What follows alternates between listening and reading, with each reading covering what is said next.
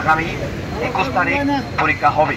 গতকাল থেকে যে প্রোগ্রাম নিয়েছি সেই প্রোগ্রামের ধারাবাহিকতায় আজকে আমাদের 11টায় ছাত্রদের সাথে এবং নিয়োগ কমিটির এবং সকল সদস্যদের সাথে মিটিংয়ে গিয়ে আমরা একটা সিদ্ধান্ত ওনাদের কাছ থেকে নিয়ে আসলাম।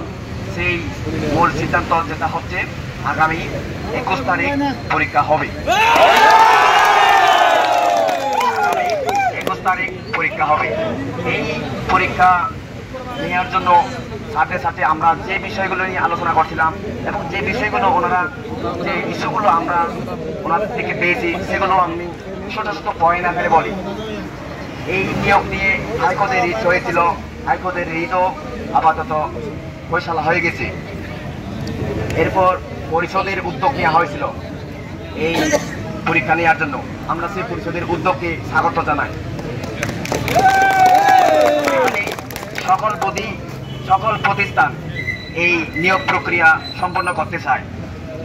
এরপর এই প্রক্রিয়ায় কোনো প্রকারের লেনদেন, কোনো প্রকারের অনিয়ম হবে না। এটা স্যারেরা আমাদের কাছে